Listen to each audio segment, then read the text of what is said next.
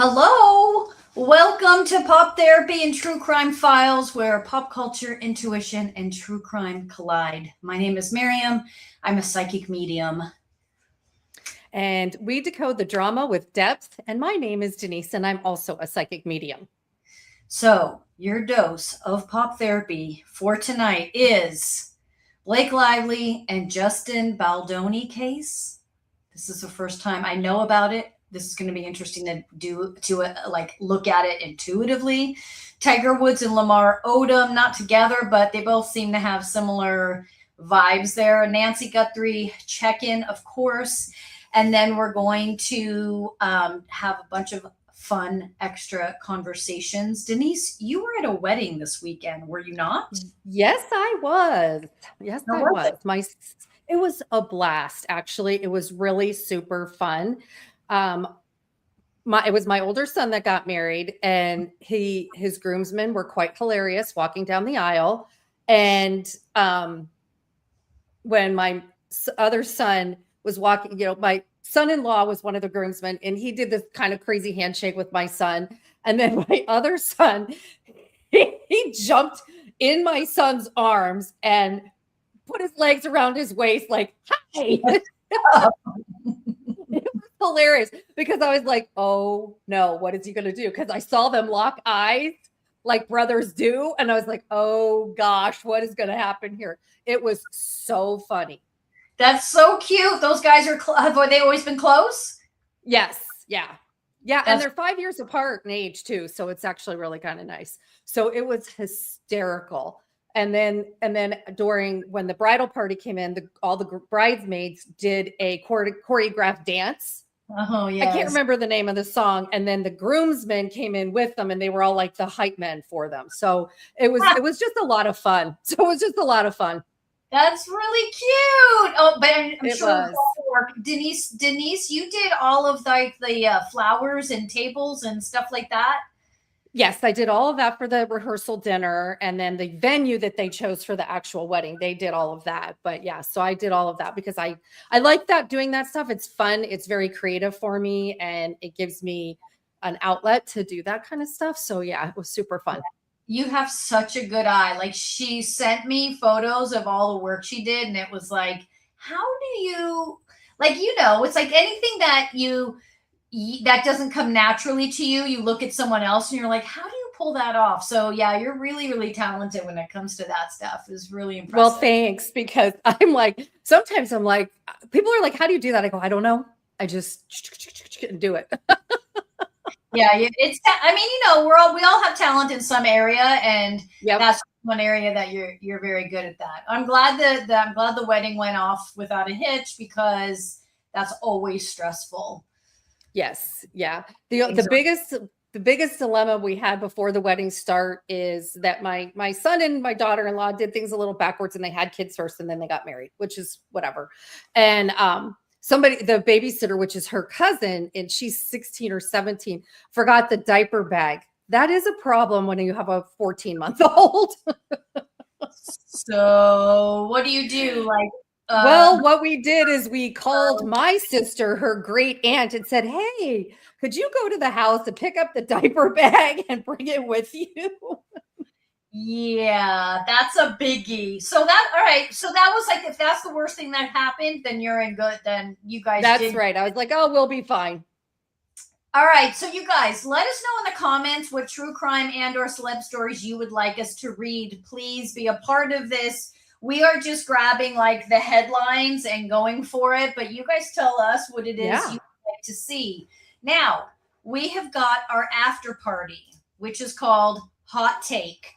This is for Patreon only. If you haven't joined our Patreon yet, you can do a 7-day free trial and join us. We have a lot of fun over there. It's much more, if you can imagine, it's more chill and relaxed. It's very chill and relaxed. But we're going to be talking about Taylor Frankie Paul. She's filed domestic violence charges against Dakota Mortensen, the dad of her youngest son, and he has been edited. He has been edited out of the reality show Vanderpump Villa. Like, so Denise left me a voice text with all this, and I was like, I don't understand any of those words you just said. And I don't even know how to say any of those words. So we're going to figure out what the heck all that means. And we're going to dive into that on our post-show hot take. So our hot take is, was Taylor Frankie Paul's aggressive reaction due to being abused by Dakota? Did she black out from fear and survival, or is something else going on?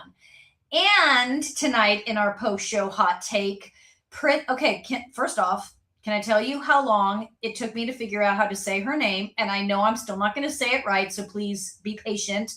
Princess Eugenie, Princess Eugenie. Yes. She and her mother and sister had lunch with Epstein days after his prison release. Emails are suggesting that there was still a connection. She continues her role with the Contemporary Art Gallery and remains active in environmental and anti-trafficking causes, ironically. So our hot take is, what is her and her sister's role, if any, in healing the ancestral trauma created by their parents and family line? We're going to get into ancestral trauma. We all have it, and what it all is going to mean and look like. Our Patreon, by the way, it's very diverse. We have a tier for paranormal, meditations, weekly soul support, pop therapy, and true crime. So you can join just the one tier that you like, or you can join all of them, whatever you would like. Lastly, before we get started, I promise we're getting to the end of this and we're going to get to the show, but this is the fun one. If you guys didn't see myself and Savannah, private investigator, we catch our show. It's reposted under the live tab on the True Crime Psychic Guy and actually on my personal page. But we are going to be live twice a month now, Savannah and I. So this next Thursday, April 16th, so not this week, but the next week, we're going to be following up on Savannah's case update. So we did the last live, we had 3 cases. We did Caitlin Akins, Terrence Woods, and the Sandra Bland case. And Savannah's been working on those cases since I provided the information for her. So she's going to update us on what she's discovered, what more questions she might have for me. And we're going to hopefully be making some progress. She's actually already gone out looking for Caitlin Akins' body. She and I were texting back and forth while she was out there. I felt a place that was like, I swear she's right there. She's right there. So she went and got some more people, got some help. She's going to literally be doing some digging. So there's going to be some updates, hopefully, on what they discovered there. Because they didn't discover her body yet, but they did discover some other things. One more. Just when I said I was done, I was not. I forgot. This Thursday, for those of you on Patreon, we have our new show, which is The Psychic Tea, Denise and I, celebs, true crime, and more. Here's the fun part about this show. You guys are going to bring your questions, whatever those might be, from celebrity drama to pop culture mystery to true crime, whatever you're most interested in. Bring your questions in the chat. And if you're curious about something closer to home, you're welcome to submit a personal question too.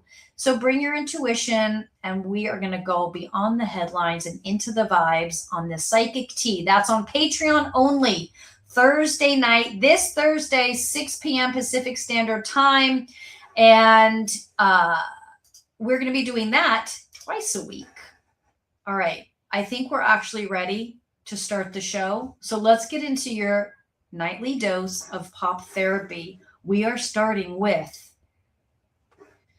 these two. All right. Blake and Justin Baldoni. I know this has been going on for a while. Okay.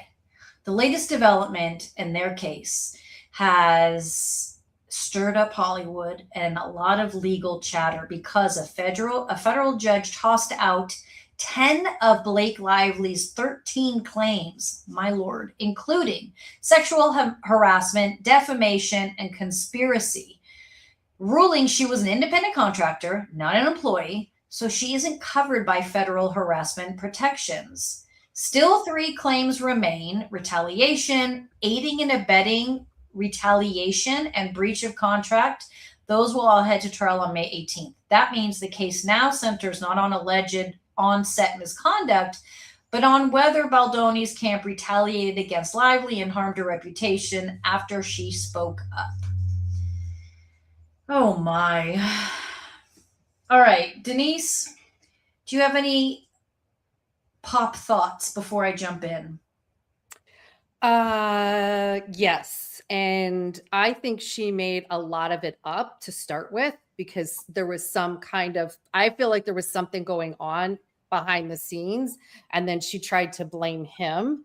And it was more of a he said, she said. And I think his quote unquote retaliation, if you will, was more to do with her damaging his name and reputation more so than just retaliating against her just for the sake of retaliating.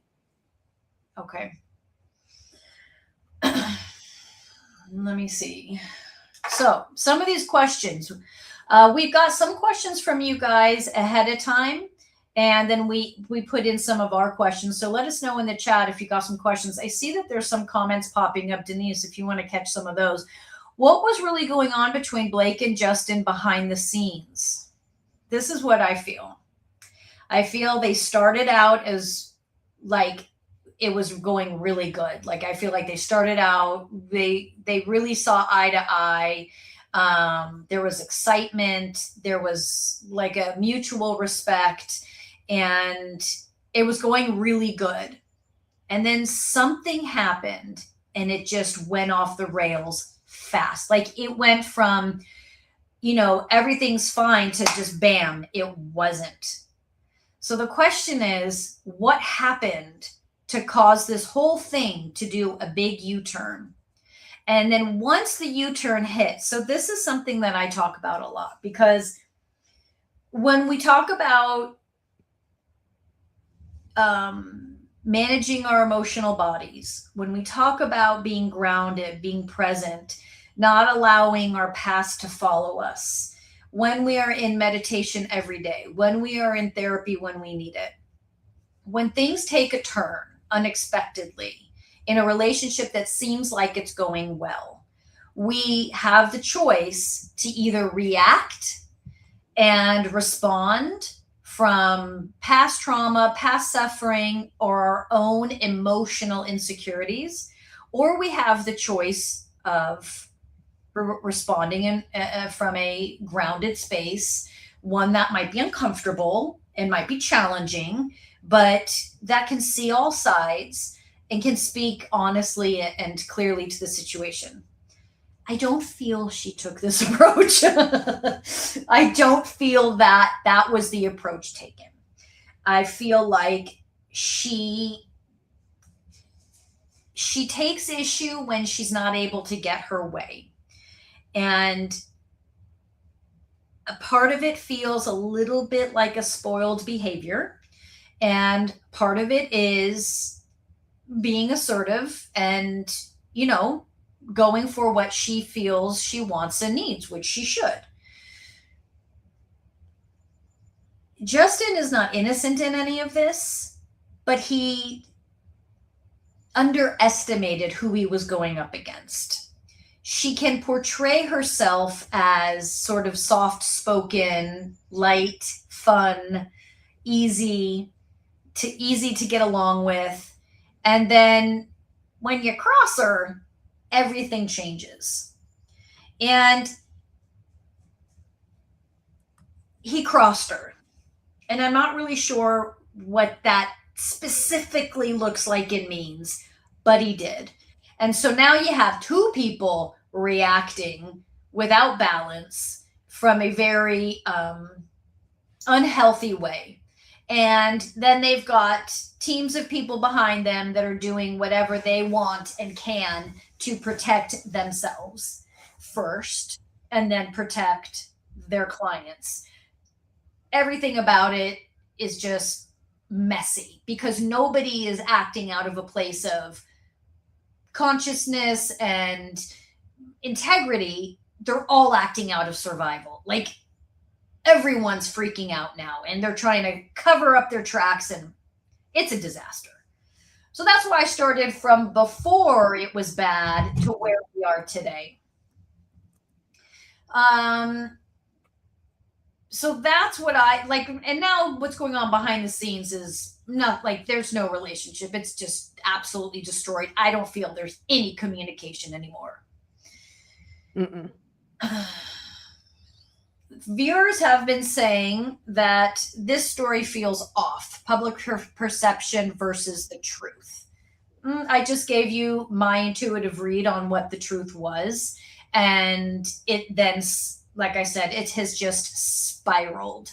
So yeah, like the truth of the nitty gritty details, nobody has. The spiraling came from, like I said, managers and PR people, but those two have been silent and disconnected the moment that that spark, whatever it was, derailed them. They were not even in communication. So the thing that came up for me when you were first talking about this, her husband is Ryan, and I forgot his last name. Ryan Reynolds. What do you think his involvement is? What do you get a sense of that? Because I like that popped in for me when you said something went off the rails.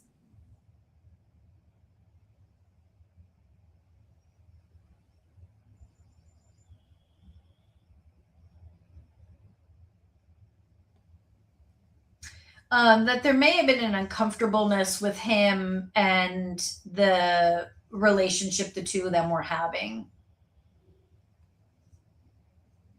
That it was too close for comfort, and she had to sort of start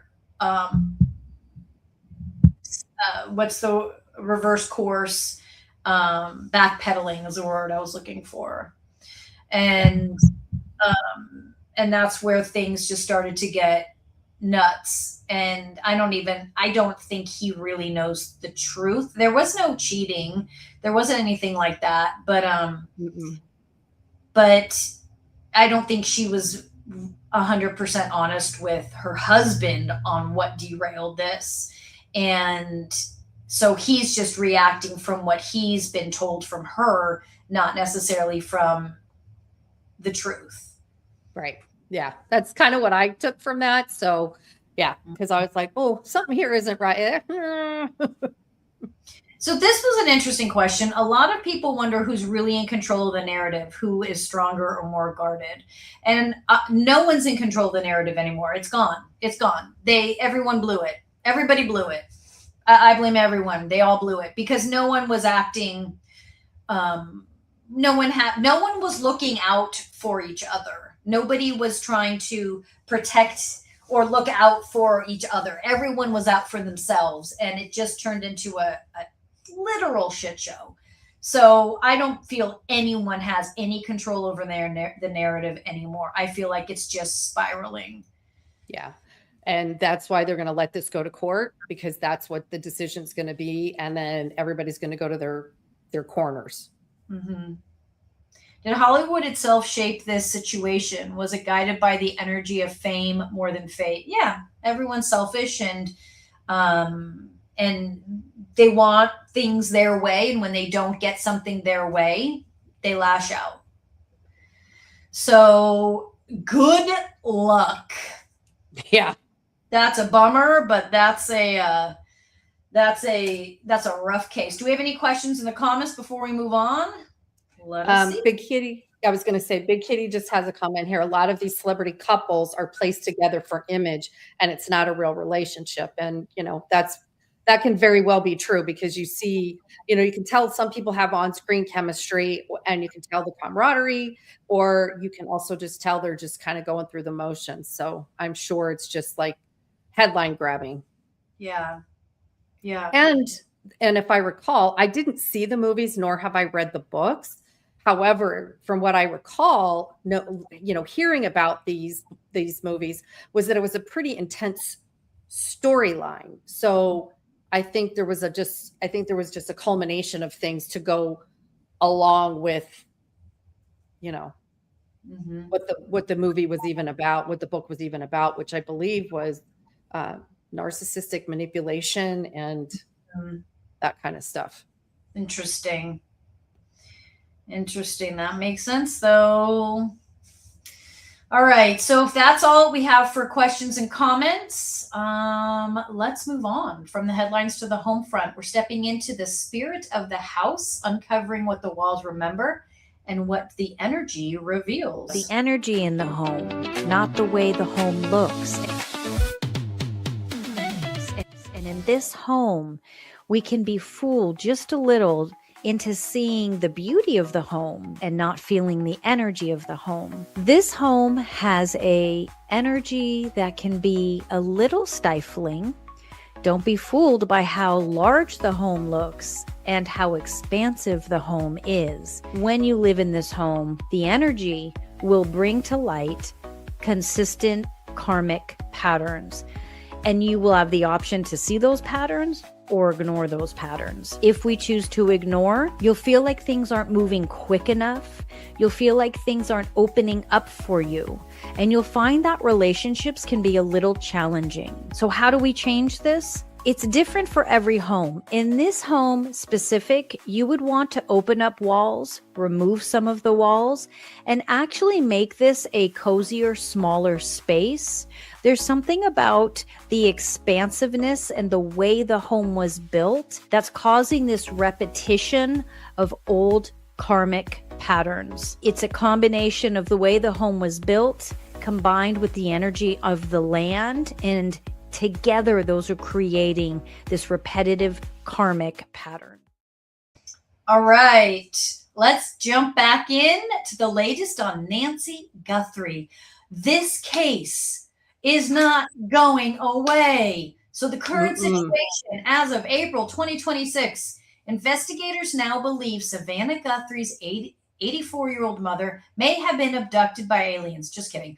By two I just had to say that. Sorry. Oh, no, I won't. That's distasteful. I was going to crack a joke, but it's not funny. Has been abducted by 2 to 4 people, according to retired law enforcement experts cited in something times of the UK. I didn't completely finish that one. So the detectives are focusing on January 11th. Weeks before her February 1st disappearance, after digital evidence showed something occurred that night. A masked individual seen outside Nancy's Tucson home may have visited more than once. New reports reveal that police first treated the scene as a walkaway situation rather than a crime, possibly contaminating evidence. A retired FBI agent now says crucial forensic value was lost because the house was reopened too soon. So this thing just gets messier and messier. I mean, guys, one thing I can tell you intuitively, I still feel, if you missed our last show, it was 2 weeks ago. Go watch it. It's under the live tab, Pop Therapy. We had Savannah, the private investigator I work with, brought to us some AI information that says that Nancy would be found in June of this year. And honestly, I'm still feeling that timeline is accurate. I just feel like they're rolling out information that they've been sitting on for a while, and they're like doling it out in pieces to us as if it's shock and awe, right? Like, oh, we just discovered, and we're like, no, you didn't. This does not feel like new information to them. So the questions are, what emotions linger strongest in Nancy's energy field? Fear, peace, or determination to be found? I feel a strong connection between her and her daughter still. I'm feeling like complete communication between her and her daughter so strongly that we've been saying she's passed. I know, but this communication I'm feeling between the two of them is so strong that either Savannah's having dreams about her regularly, and knows like she's okay, she's on the other side, and obviously she's grieving, but she has to deal with it, or they are literally talking. Like, that's how strong that is. So something there. Can we sense whether Nancy is still connected to this plane, guiding clues towards discovery? Yeah, that's what I just said was like, I don't know. I still feel she's passed. Denise, you feel she's passed? Oh, hello. What happened? We just lost Denise. Okay. Hi, guys. It's me by myself. So let's keep going. I want to know if she thinks she's okay. There's Denise. Hold on. Where did she go? Hold on. I'm coming. Oh my God. Like, wow. So to answer your question, yes, I think she's still passed. I'm sorry. The way I worded that makes it sound like she would have came back to life. So in other words, so she hasn't come back to life. No, she has not. No, I do still feel very strongly that she has passed. I do feel energetically that she is connected to her mother. I think they were very close in the physical life, and I think they're still close in the afterlife. I do still strongly feel that there's something that's going to come out, that Savannah knew something, and it's, because I know she went back to work today after being off for 2 months. So I don't know if she's going to continue working. They're not sure if this is just going to be easing into it, if she's going to come back right away. But I have a sense that something's going to come out and it's going to derail her career a little bit. Oh, now I'm going to be a viewer. What do you think it is? I like you and I have talked. I still feel like there's some underlying something that this came up when I believe when we did the original show, is that there's some kind of like gambling debt or some kind of something. And I think she just finally was like, I'm not paying for your mistakes anymore. I'm done. And then I just can't get it out of my head that this was all manipulated to get Savannah to pay. And I think she has, and I just have this sense, not that Savannah has anything to do with it. I don't think she does, but I think she has a suspicion. And I think they just, like you said, made a ton of mistakes with the scene and just goofed everything up. And I don't think Savannah's really being 100% forthcoming with some of the knowledge that she has, largely due to the fact that I don't think she's 100% convinced that it's accurate, but that's more because she's misjudging her intuition, not because she's not accurate. Yeah, I agree. That's my take.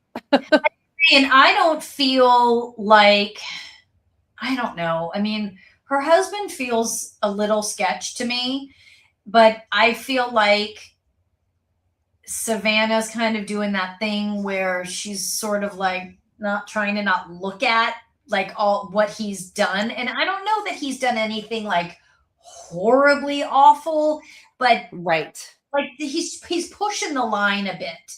And do you think that this is coming from him or from another family member that has, like you were saying, like, all right, enough is enough? Like,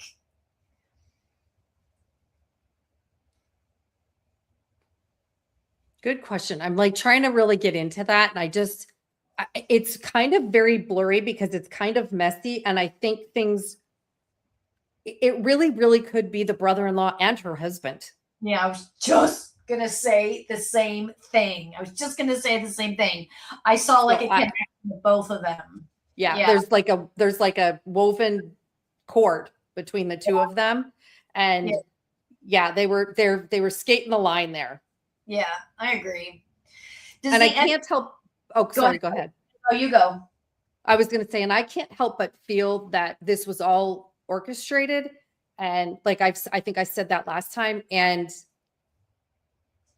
it was just, it went awry. Mm-hmm. And then they just didn't know what to do about it. Yeah. Because they just didn't anticipate getting told no. Yeah. And they never would have imagined they would go after her mother. Like that threw everyone off. Right. But she always thought, not that she consciously necessarily thought this, but there was just an assumption that whoever's getting in trouble will continue to get in trouble, not that they would like go after someone in the family, like someone other than who's causing the trouble. That's what threw everybody off. 100%. Yeah. And I think that's more where the dumbfoundedness and shock has come in, is like, you effing went after my mother. Yeah. Like, I agree. Seriously.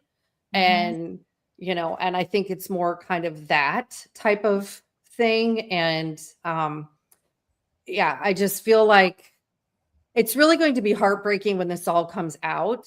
Mhm. And I agree.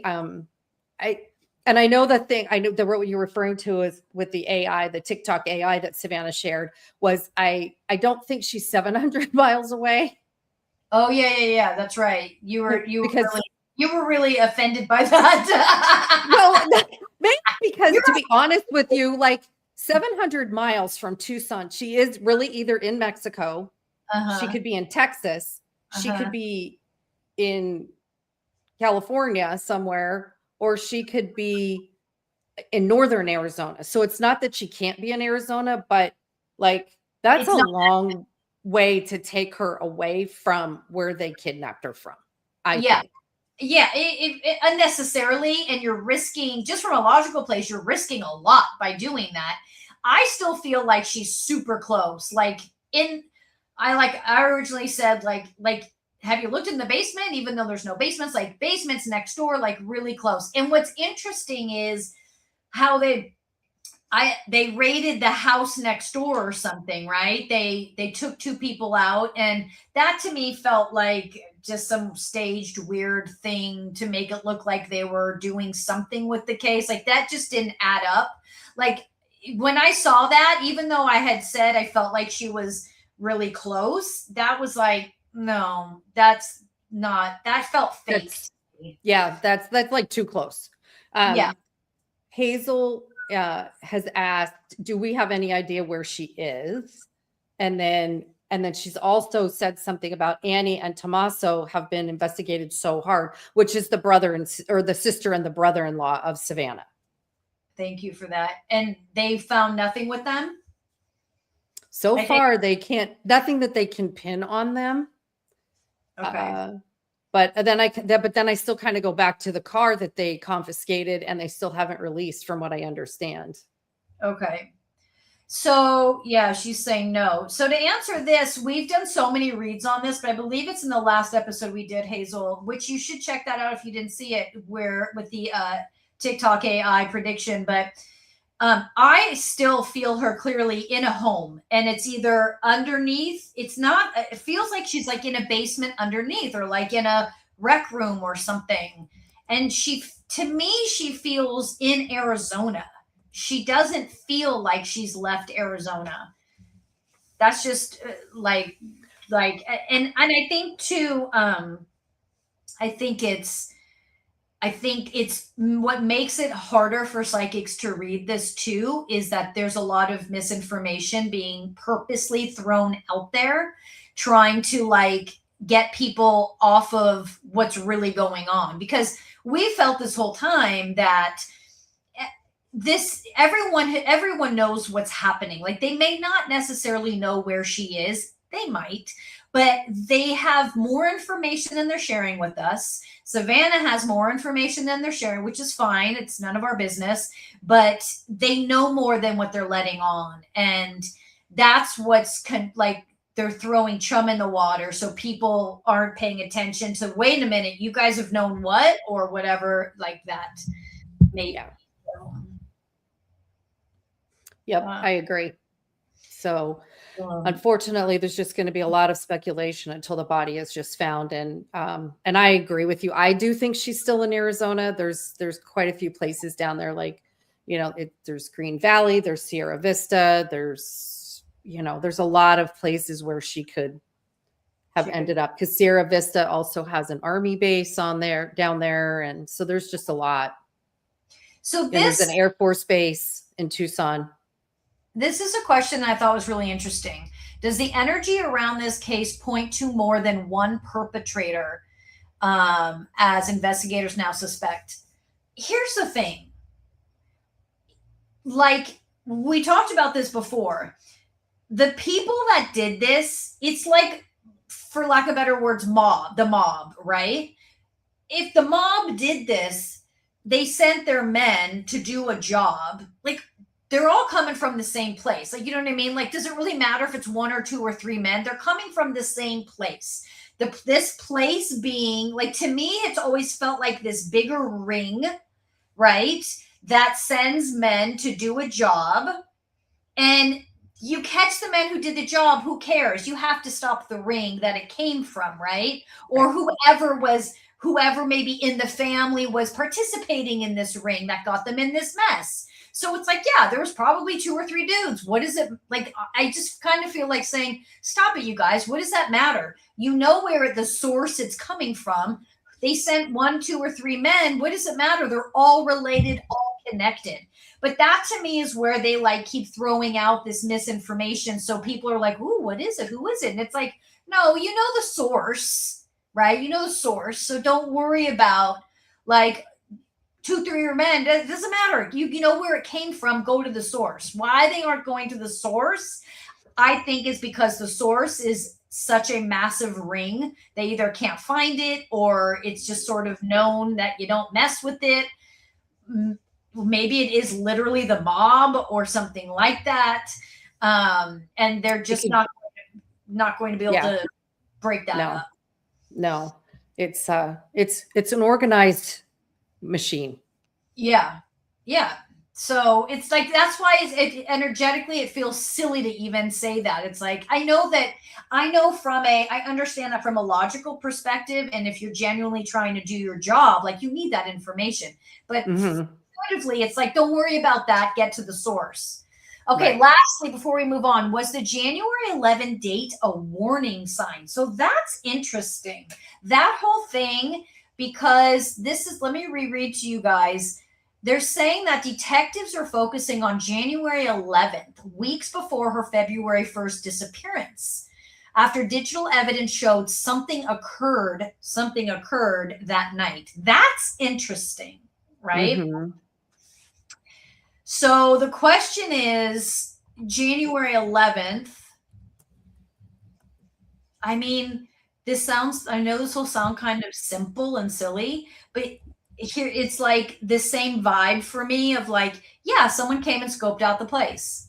Yeah, they were scoping out the place. And I feel like not only were they scoping out the place, but they were considering if everything lined up of actually doing it that night. For some reason, there was this dual thought process of, let's go look at the place, and if everything aligns, let's do the removal that night. For whatever reason, they did not. It feels like something wasn't in place. She normally comes home at a certain time and didn't, or she had too many people with her. And so I see them moving in and then stepping back. And so, yeah, I feel directly a connection to that January 11 night. You, Denise? Yeah. They were definitely scoping the place out to see what was going to happen. All right. Any other questions? Good questions, you guys. You agree, hired by a group. Oh, yeah. Which, you know what's so funny is it's like, I feel like, too, for some reason I wanted to say, like, when he was scoping out the property, why are you wearing a mask? And, like, why wouldn't you scope out the property, like, during the day? Like, well, why am I giving these guys tips? Like, I don't know. Like, pretend like you're a gardener. It seems almost silly. Like, like I feel like that's why energetically you feel like this is silly, guys. We already knew all of this. Like get to the meat and potatoes, but they're I feel like it's resolved. Like I feel like they know, which is why Savannah went back to work. And they're going to keep like doling it out in pieces for whatever reason. Yeah. I mean, yeah, I get he didn't want to be. I get that, but it's like it's almost like what's worse. Like that's so suspicious to see someone on camera with a mask, right? I mean, I don't know. Obviously, I've never burglarized anybody. Well, and cameras, like Ring cameras, everybody seems to have them now, and they can pick up stuff in the street, across the street. Like they don't even have to, so he was probably just trying to really protect himself from everybody in the neighborhood. That's a good point. That's true. Okay, I approve. All right, you guys, let's chill out for a second and let's jump into Denise's dish, see what's on her radar for pop therapy. Hi. So today's Denise's dish is about nostalgia. And one of the things that's really been popular these days is, what was going on 10 years ago in 2016? What were the outfits that we were wearing? What were the things that we were doing? The other thing that people are starting to do more of now is, homesteading, baking from scratch, cooking from scratch, growing a garden. There's so much going on in the world these days that everybody gets all twisted around and they just so over anxious and stuff like that. And so it's about, all of the things that were good for you when you were maybe in high school or junior high or even in your 20s. Why is it surfacing now? Well, it's because people are craving things that are familiar, that they're comfort. Like we were talking earlier in a different episode about comfort TV. How does it make us feel? That's why all of the old shows are back. That's why they're making a resurgence. Like Friends is still around. Really? To bring us back to a time that was lighter, that was more fun. And it helps us cope. It helps us to connect with each other on a deeper level, because that's where you get to have these conversations about, what did you watch? How did that make you feel? Oh my gosh, I laughed my butt off at that, right? So there's all these different things. And if we go back, and I believe it was that 70s show, and the mom is going through menopause and she's doing, and we could totally relate to those things, because when that was happening, we might have been the kid, but now we're the one in menopause and we're like, oh my God, we thought she was nuts. Now we're the nuts ones, right? So it makes it relatable. It makes us being able to connect with one another. And that is why we want to go backwards sometimes in certain things. It's because it makes us feel good. And that's your Denise's dish for today. All right, we are back. Lamar Odom, new documentary. Denise did the really hard job of watching it. She loves this stuff. So Grace After the Fall is sparking a lot of buzz because it dives deep into addiction, recovery, faith, redemption, as well as his relationships with, of course, the Kardashians. Lamar Odom's new doc isn't just about falling down. It's about what happens when everyone's watching while you try to get back up. Is this the raw, true Hollywood truth that Hollywood needed, or just good PR with better lighting? What did you think, Denise? You watched it. So I did watch it, and he's now completely sober, but only for the last 60 days because he got a DUI in January of this year. He was in such active addiction. And I don't know if anybody has seen the Charlie Sheen documentary, but it's kind of along that same lines. It's like, how is this dude actually still alive? Because in the documentary, it talks about how when he was found at a brothel, the Love Ranch in Las Vegas or in Nevada, and they had to call 911. And this is kind of like an hour away from the city or more. So it's not like it's convenient to, get anywhere. So he's 6'7" and 350 pounds. It's not like you're just moving this guy super easily. So they thought, he overdosed, and then they took him to the hospital. they pumped his stomach. They did all of these things. And he was in a coma for 3 days. And in that time frame when he was in the hospital, he had six heart attacks and 12 strokes. So the fact that he's even come back from that and can even function is probably quite amazing. And then Chloe was in the process of divorcing him. And then his biological father showed up thinking that he was dead because they had filed for divorce. So he thought he was going to get a payout on his son, but he took off when his son was born. And so his name was Joe Odom. And so he was never around. So Chloe's like, well, I'm still married to him. So you're not getting anything. What do you want? So he basically was like, I need a hotel room, $100 and something else. And that's what she gave him. And he never came back again. Interesting. And Lamar's mother passed away when he was 10 from cancer. So there's just a lot of trauma there. He also had a stillborn baby he had a girlfriend for a long time, and they had 3 children. And then their 3rd child died of SIDS, which is sudden infant death syndrome. So there was no reason for it. So he's just never dealt with this. So then he just numbed himself out. And, at the time, Chloe was going around cleaning up all of his messes. And so I think he played her a little bit in regards to like how bad off he really was, because once he was released from the hospital, she rented a house for him near her. She helped care for him because she's actually a pretty caring person. And so she does get a little hands-on. It wasn't just, I'm going to hire everybody. And so she was helping him rehab and do different things like that. And then she had come into the house one day, and he somehow or another, and she did not know how, because he didn't have, as far as she knew, he didn't have a phone. There was no house phone. He didn't have access to anything. She walks in the house and she said she could smell crack. And she walked upstairs and he was smoking. Like, how do you even do this? Like, right? Because she was like, and basically she's like, get the fuck out of here. She goes, get out. And she packed all his shit and just threw him out of the house. And she basically never spoke to him again. And then did finalize the divorce in 2016. Okay. So that's my summary of the show. Y'all don't have to watch it now. Now no one needs to go watch it.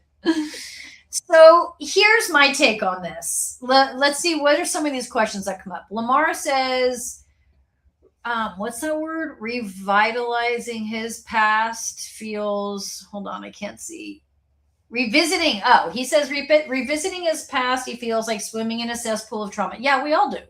Does this show emotional cleansing or karmic looping? Okay, so yes, when you revisit your past, it sucks, it's painful, it's awful. No one wants to do it. It's the worst. Yeah, it's like swimming in a cesspool of trauma. Sure, because you are.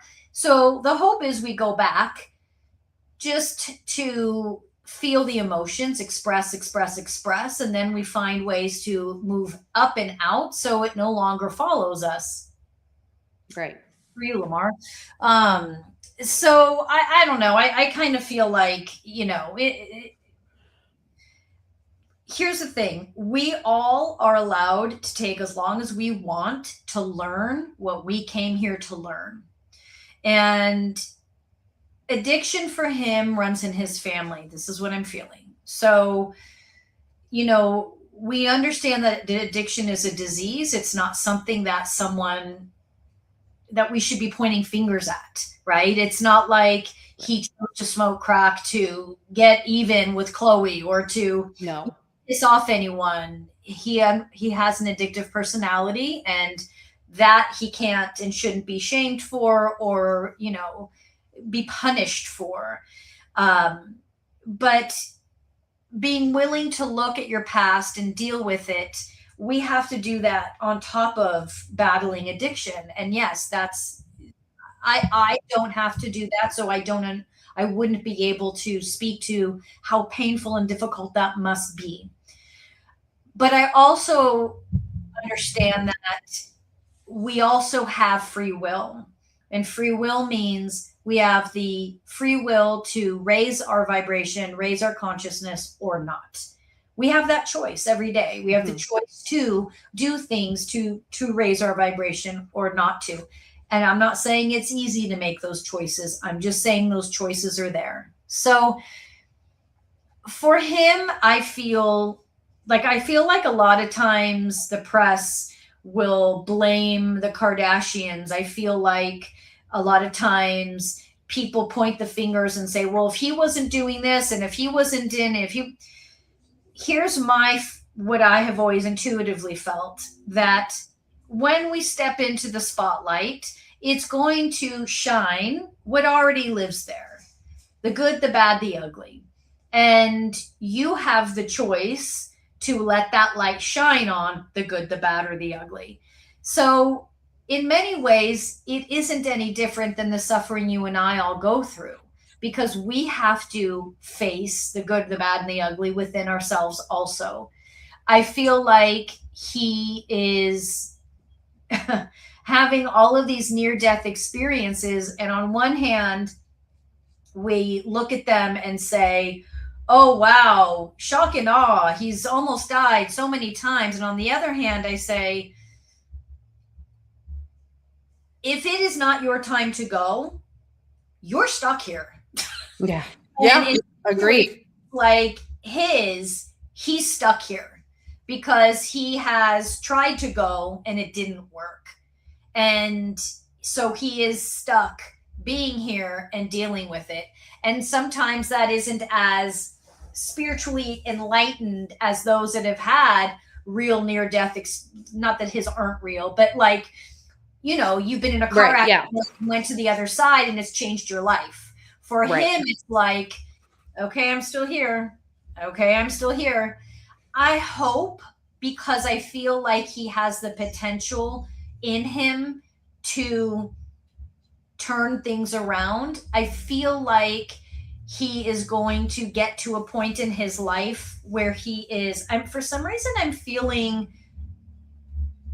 like foster care, adoption facilities that he's going to get involved in, that he's going to like find his calling. He's going to find purpose. And for all of us, when you find purpose, it changes your life. And so I do feel that he is still on track to getting there, to getting that. And that has nothing to do with fame or us or anyone else. That just has to do with him finally feeling like he has a reason to be here. Yeah. Yep. Agreed.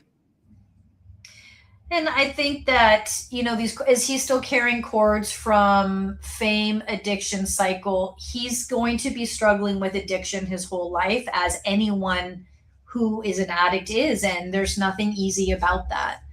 He's spoken about feeling like his near-death experience wasn't an accident. Is this divine intervention, unfinished purpose, or both?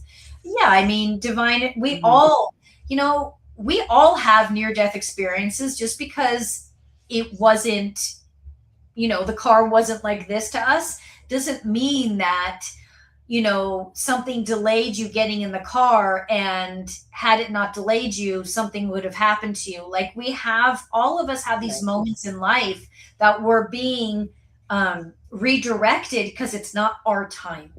It's not our time. When you drop 25 things on your way out the door. Or is that just something we do all the time? All right. Do we have any both? It looks like we're good. No more. Anything you want to add? I'm just jumping. It's already 6:58 because I talk a lot. Anything you want to add? Well, I agree with you. I think he just needs to find purpose. And I think right now, since he's retired from basketball due to his shenanigans, and basketball was easy for him. And it's kind of like what we talked at the top of the show. If something comes easy to you, it's easy to you, and you don't understand what people are like so amazed about what you do. And I think basketball was easy for him because he was so talented. And I think he would do well to find something that will challenge him and give him purpose. And that is what's going to help him, I feel, stay a little more clean and a little more on the straight and narrow, so to speak. Agreed. All right. Before we go, let's finish this off with Tiger Woods. Wah, wah. Oh, that guy. So I'm very curious with that one is, why is he continuing to do the same dumb things? yeah, this time his car overturned near his home on Jupiter Island, Florida. Deputies said he appeared lethargic, had dilated pupils, and was sweating heavily despite cool weather. I don't know how to pronounce these pills. 2 hydrocodone Yep. hydrocodone pills You got it. Yep. were reportedly found in his pocket. No alcohol, but medication suspected. A breathalyzer registered 0, and Woods refused to provide a urine sample. Right? This is and now he's saying what? Okay, let me make this point because I want to address it. He also withdrew from consideration in the 27 Ryder Cup captain with the PGA. The police video shows Woods disoriented but cooperative. They continue examining his prescription drug use. And didn't it say here that he's like he's going to go get help again? He's going to go to some rehab or something. Here's the difference between this guy and Lamar. Lamar Odom Lamar Odom's heart is very big, and it's almost one of those situations where he's so sensitive that he has to do something he feels like he has to do something to manage Protect himself. Yeah, protect himself, or what? Because he's such a good, kind man. Yeah. And Tiger. Listen, one of the things that we say is we aren't going to talk shit, and we are going to be nice people to everyone. So let me choose my words carefully. As an enlightened individual, as a self-proclaimed enlightened individual. Self-proclaimed. Okay, Tiger. Everyone, he's a perfect example of how when we talk about people in life that are grown-ass adults but are behaving like children, and the response is, yes, there are adults who are spiritually only 5 years old, but they are in adult bodies. And he is one of those people where I feel like, all jokes aside, I feel at literally 5 years old, his emotional growth was stopped. Like he was not allowed to be a child. At 5 and on, he was no longer, something happened to him and that was cut off. And when that was cut off, something in him went dark. And so with him, I feel like he's just black inside.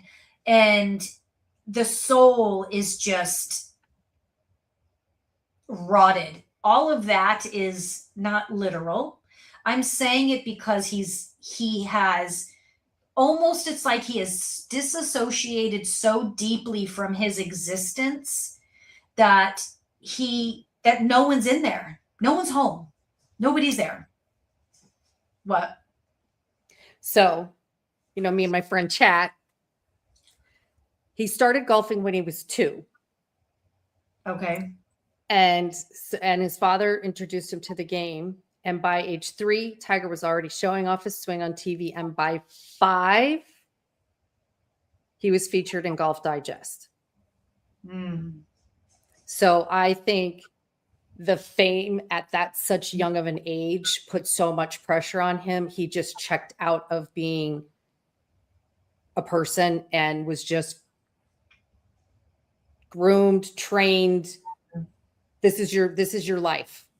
So I just wanted to confirm that for you that at 5 years old, that's probably what that happened, because now he's on, he's on the cover of Golf Digest magazine. I mean, he's 5 years old. Wow. What 5-year-old can handle that? You know what I mean? So yes, to your point, I agree. And, Hazel's here saying never allowed to be a real child. And that's true. So he's acting like a child, because even in a lot of the articles and stuff that you see on him, he's like, he doesn't want to drive her because he wants his privacy. Well, at first, when you first just read it just as is, you're like, what in the world is the matter with you? You're endangering other people around you. You're endangering But when you're 5, you don't know you're doing that. Mhm. You don't know that if you swing the baseball bat at your sister and you hit her in the head, it's going to hurt her. Like, because you just don't have that cause and effect yet, right? And so he's still at that stage where he wants his privacy because he has not had any since he was 5, and yet he doesn't have any concept of cause and effect of how it really affects other people, because he feels like it's really only affecting him, when in reality it is affecting everyone around him. Right. Great point. And if you think about it, I'm teaching myself this as I teach others, as we discuss this. Like, when we opened the conversation about him, we were joking about, oh my God, and then there's Tiger, right? But as soon as you let yourself intuitively understand him, the compassion that I now have for him Right. is more, I feel it more overwhelming than the judgment we were joking about, because you understand, you feel his suffering, and that's not his. Is it his fault as an adult? Like, he's responsible. Of course. He's so responsible for making his own decisions at whatever age he is. Yes. But once you understand, you start to see the compassion, then we can stop judging and going, okay, I think what's hard for me with him is, unlike with Lamar Odom, I don't feel in this life he is going to come back. I don't feel he is going to find his work. Yeah. And he feels like it, like when you say, because I was going to say the same words, like do the work, but he feels vacant. Like he's gone. He left and he is never coming back. And that is such a strange feeling, like for me to read that I can only imagine what that must be like for him, to just almost feel like he doesn't exist. Yeah.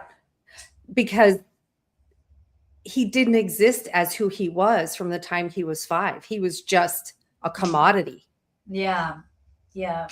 And when you can, and I agree with you, like, you're an adult, you're making choices, you're making decisions. But when you take that step back and go, if you guys out there in the audience have kids and you've had a 5-year-old, and you look at that 5-year-old and or nieces or nephews or something, and you look at them and you're like, can you imagine putting your 5-year-old niece, nephew, or child on a cover of a magazine and then just proteging them out the rest of their life?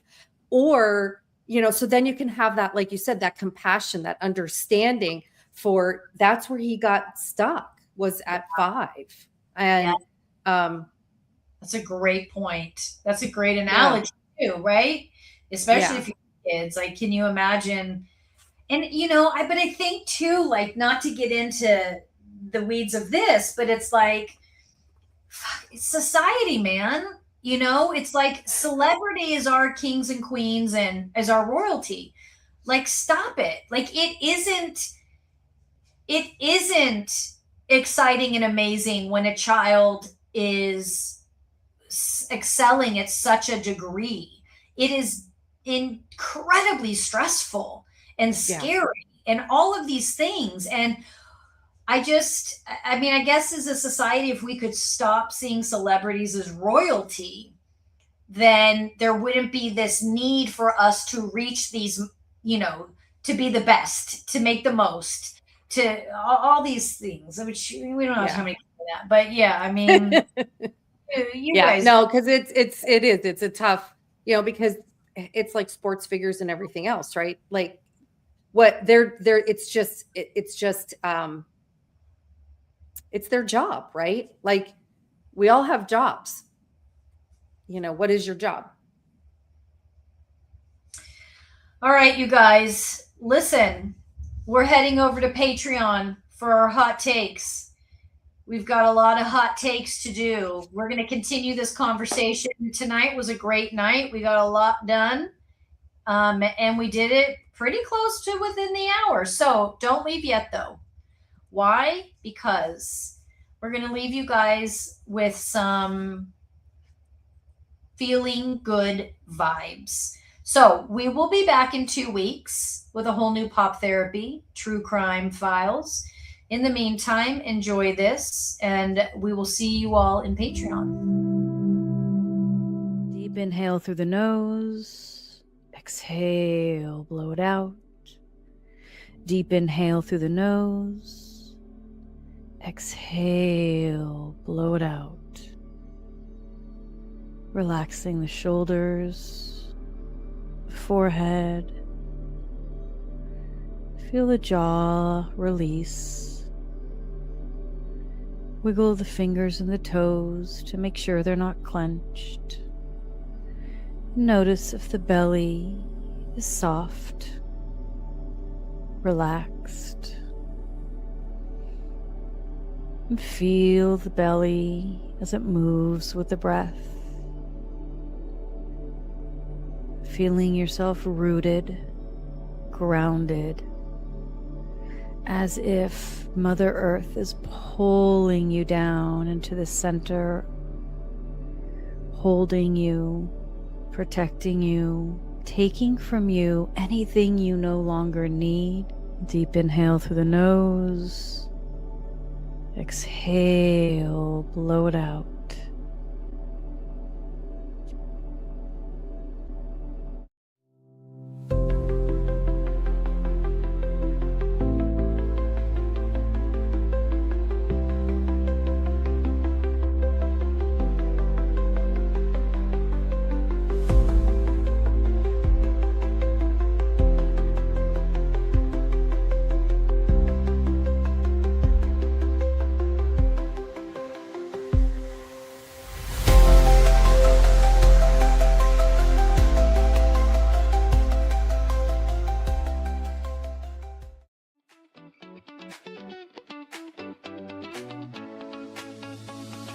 That's your pop therapy for today.